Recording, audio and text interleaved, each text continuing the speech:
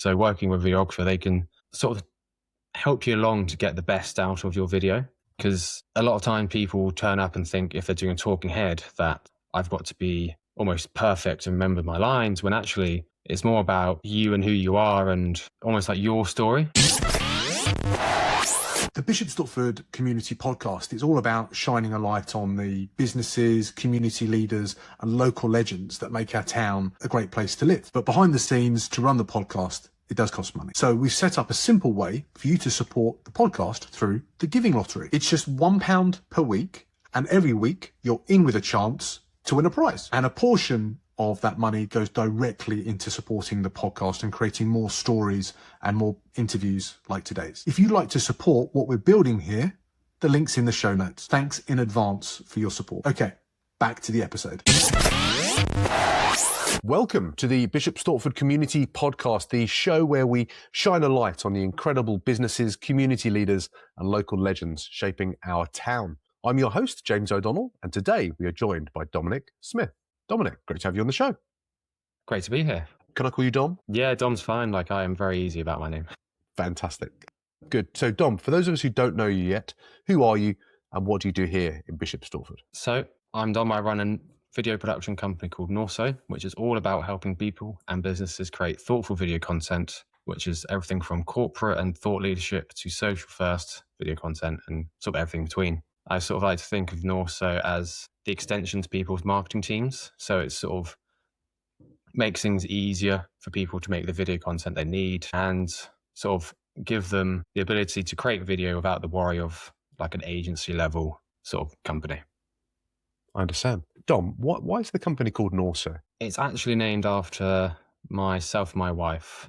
She's originally from the north and I'm from the south. And the company originally was going to be North and South or North-South. And it was just sort of looking up on Company's House and I saw quite a few gone. So I was like, well, just mash the two words together and there we go, Norso. Fantastic. What a great brand name for a business. And I'm excited. You're the first kind of videographer, I suppose, that we've had on the podcast. For those of us who don't know what that means, what does that mean to a business if they were to start talking to you? How do you work? So videographer is basically someone who takes a project from start to finish. Some, like myself, like to be involved where they can help with planning. Normally they shoot the project for you and then they edit it and then they sort of make all the versions you need. It's in a way like a one-stop shop, a bit like a photographer, some who turn up and get all the event photos you need, edit them down. Same thing for a videographer. Okay. And I suppose most people now know that they should be making video for their business as much as possible because video works so well. We've all got, little TVs in our pockets with iPhones that we've got now. But, a lot of people pick the phone up and will talk into it and create content that way. What's the benefit of working with someone like you? I would say the benefit of working with someone like me is I've been doing videography for, it's been, I'm going to say, 8 years now. So I graduated back in 2017 from university. And I've got lots of experience across different industries. So working with a videographer, they can sort of help you along to get the best out of your video. Because a lot of time people turn up and think if they're doing a talking head that I've got to be almost perfect and remember my lines, when actually it's more about you and who you are and almost like your story. Because yes, we want to make sure brand and the company looks great, but it's also making sure that you come across the right way. So working with someone like myself, we can help sure we get the most value from that video. And we can also work out what works best for you, as in we know where to put the camera, how to light things. So we've got that extra bit of sort of production knowledge that can take your video from what was being shot on a phone to that next level. And I'd also say actually, shooting on a phone is great because sometimes you need that live in the moment content because you might be doing behind the scenes or something on. So I never talk down a video because I sometimes like to shoot some of my content when I go traveling on my phone. It's a great tool to have. It's just working with a videographer can be when you need to do that brand video where you're doing some important content where you need to sort of invest in it. What's that line, do you think, that a business might go through where they would need to invest in that kind of content versus the kind of more rough, self-made stuff that you'd see on the phone? That's a good question. It's definitely, I think it comes down to sort of like, what's your brand image? If you want if you're saying your brand is really high end, so let's say you're a law firm, you're not really going to want to put out content that's just on a phone. You want to sort of show where your value is.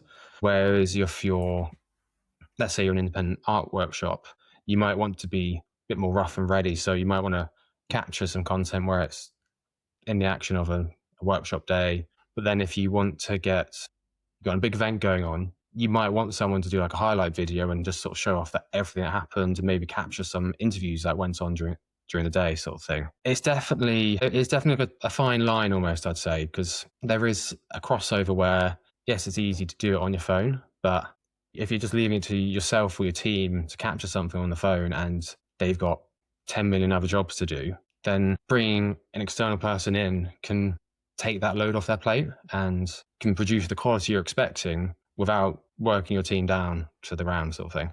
Yeah. Yeah. And I can totally see that when you're talking about events there, because there's so many moving parts that happen there, and you kind of just want someone that understands how events might work and different angles that you might want to take and different kind of content that might work, rather than this is a terrible example, but I remember at my wedding, I just gave a couple of cameras to some groomsmen and they charged around the place trying to get content. And it wasn't the best. But I can totally see how that might work. It's not as simple as some people might think. And the people that you've worked with in the past, who's got the most out of it? What kind of corporate content have you captured? It's been a bit of everything, really, because some of it's been just social first video content that I've either edited because the client shot themselves on the phone and passed it off to me, or I've been involved in the whole thing. And it's actually been sort of that brand awareness, because they then gone to events and been like, hey, how about that magic, or whatever, and the caption they put in has like helped them build.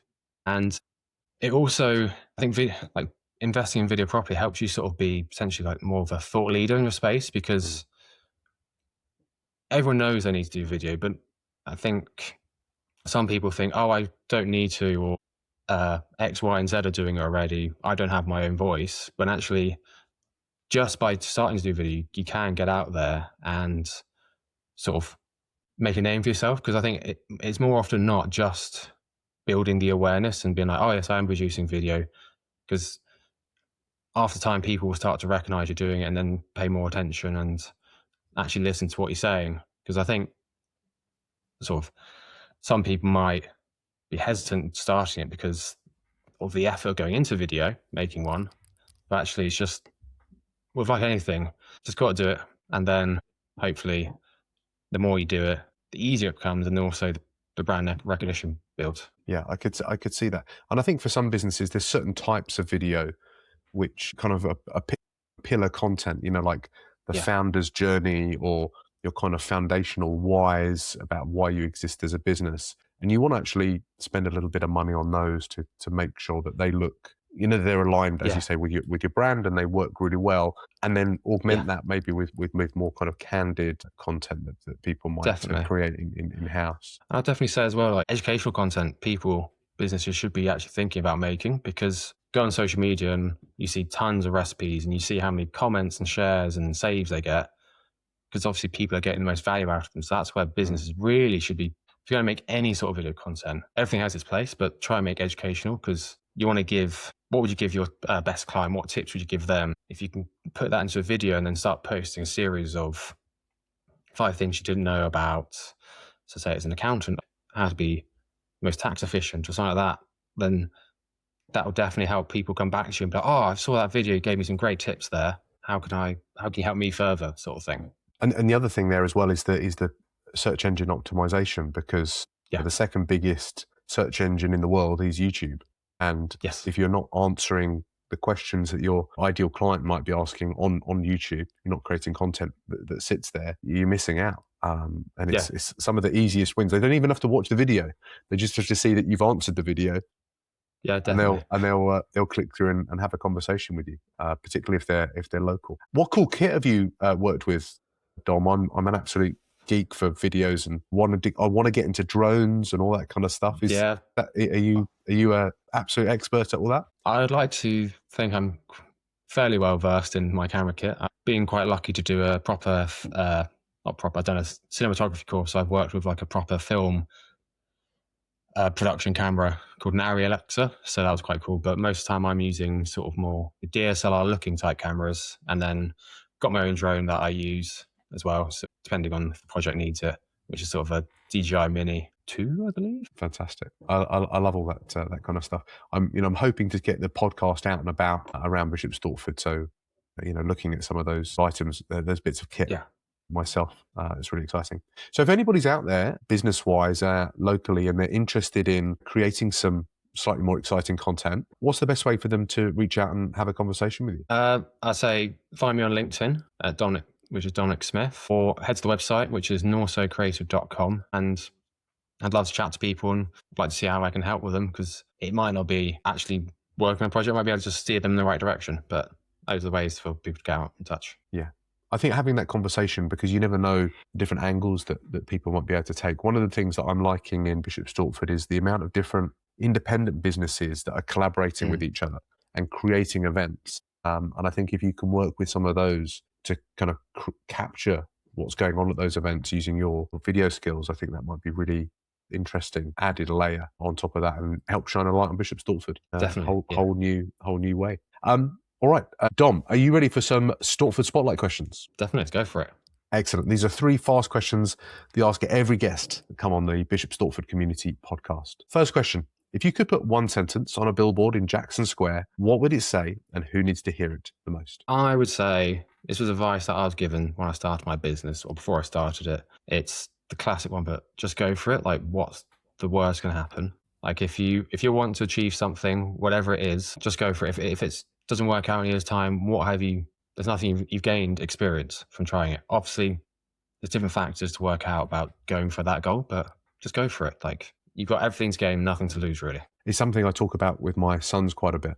Is give things a go, because you'll either win, be successful, or you'll learn something. And I think there's something for all of us to think about, trying things out, especially now in this time of uncertainty. Definitely, try things out, because you never know what might work out.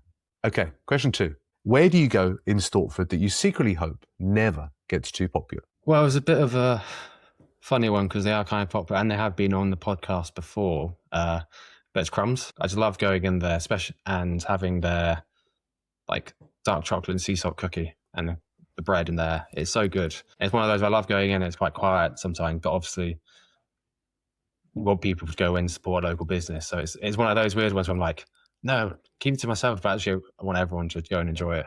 It's a fantastic spot. Like, I'm there most Thursdays after being at Stortford Gymnastics with my son, and it's a fantastic spot, and it's a real great place in Stortford to go and spend a bit of time, and they do look after you. Yeah, the team are great in there. They're very friendly. Very friendly. What's your go-to again? The salted caramel? It's the dark chocolate and sea salt cookie. Excellent. Honestly, it's incredible. Yeah. Last question, Dom. Who's doing something special in town that more people need to know about? It's the run club I'm part of. You've actually had them on the podcast as well. It's the Bubbleworks Run Club. They run out of the beer shop. Honestly, it's like, for me, they're a great thing, because I only moved to the town last year and was looking to sort of get to know people and sort of have a thing to go and do, and just saw it advertised one day when I was in there, found the Instagram, and honestly, the best thing I've done, because they're such a friendly lot. Everyone's sort of there to sort of just have a good 5K run, enjoy a beer afterwards. And there's no pressure to be like, oh, I've got to be running PBs. Like, we've got some people who might have picked up an injury and just go for a walk and just make sure they come along. It makes me a little bit sad sometimes when I have to go and do work and I can't turn up on a Thursday for the run, but it's definitely a great one, and I think more people should try and come along. Yeah, it's a fantastic group. It really, the epitome of what we're trying to build here as a community, I think. And I think for, your scenario there, anybody moving to Bishop Stortford, anybody that's new to the area, there are so many different groups and community groups. It doesn't matter what your interests are. Go and get involved. You will meet people, and there are so many people out there that will be supportive of you moving to the town. I think that's a great story there. Dominic, thanks for sharing that. Okay, where's the best place again for people to follow you along online and get involved and start creating some awesome videos? So it's LinkedIn. Go ahead along the website, norsocreative.com. Drop me an email, or even if you want to sort of see some more of the travel stuff I do sometimes, go to Dom from Norso on Instagram. Excellent. We will link to all of that in the show notes for the podcast, Dom, and people can follow along and see all your fantastic creative videos that you put out. That's been awesome. Dominic, that's a wrap. Thank you so much for joining us today on the Bishop Stortford Community Podcast. Thank you so much for having me. Not a problem. Not a problem. If you've enjoyed this episode, the best way to support the show is to hit follow, leave a quick review on YouTube, Apple, or Spotify, and then share it on your socials. Or share it with someone in town who's not on social media, but you think could do with some video for their new business that they're thinking about starting. And Dominic will definitely be your man. And if you've got a local legend, someone who's moved to the town but is starting their own business, running their own business, that you think we should feature next on the podcast, drop their name in the comments and I can reach out to them and invite them on the show as well. Dominic, again, thank you so much for joining us today on the Bishop Stortford Community Podcast. Cheers. Thanks, Dom.